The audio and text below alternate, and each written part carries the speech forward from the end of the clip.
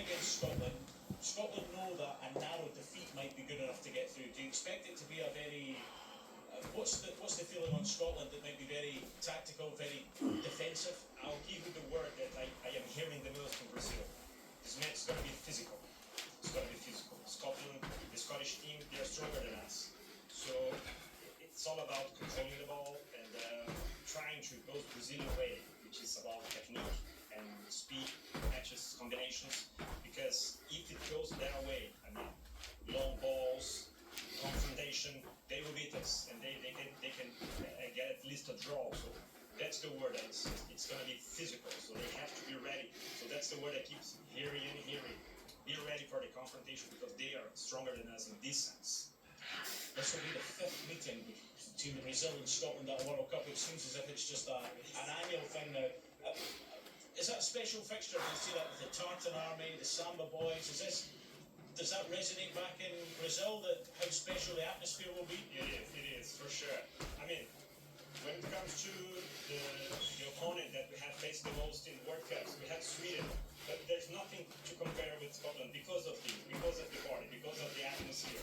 So, I mean, when we talk about this confrontation that has been for 4 times so far, usually the conversation goes to, but okay, at the tribunes, it's going to be like a huge party because Zidane used to say that we are the best party makers in the world, but maybe we finish second in this particular race, but it's a very sympathetic game for all of us.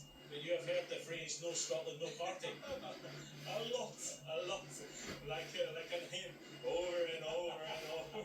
And we've been using this in our news in Brazil. Oh, Scotland, no party. But that's a nice thing to say. That let's show them that we still manage to match this kind of the aside of football match as well. Declan Rice was seen leading last night's draw against Ghana with strapping on his left calf. He played the full 90 minutes, but he did struggle with his calf, as you see here. After the game, he was seen limping through the mixer. Found out over the last couple of days is Declan Rice himself admitting that he hasn't been 100% fit really all year. He said that he's been managing a slight hamstring injury and also issues with his lower back since the start of the year. He said that was kept quiet by Arsenal because, of course, Arsenal always want to keep injury news about their players confidential. But it is something that he's spoken about. Now, we know after the first game against Croatia, he was substituted towards the end of the first half as a precaution because obviously Thomas Tuchel knew that he had this slight hamstring issue.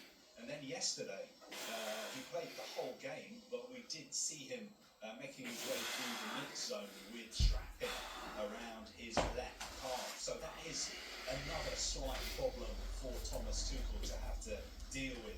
Having said all that, England do have other players who can play in Declan Rice's position, especially with all due respect against Panama, and especially in a game where England need just a point to be 100% sure of progressing to the knockout stages.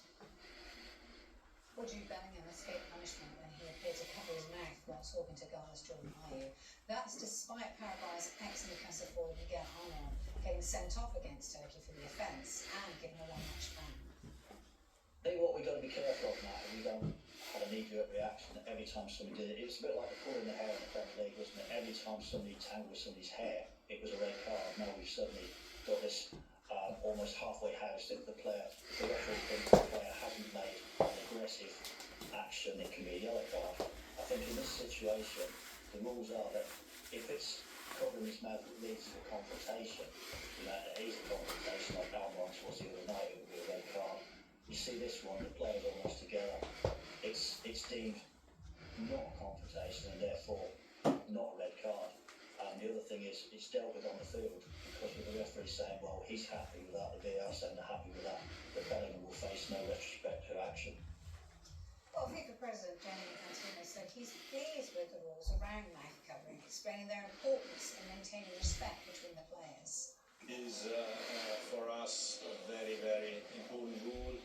it's about, you know, respect. It's about the example that we should give. You've got nothing to hide. You don't cover your mouth when you speak to somebody. So the rules have been made very clear to everyone. Everyone knows them. So this is an important element. England captain Ben Stokes has apologised to his teammates after breaching the team's midnight curfew on the night out with bowler Gus Atkinson. Both players return for the series decider against New Zealand tomorrow after being dropped for the second test defeat.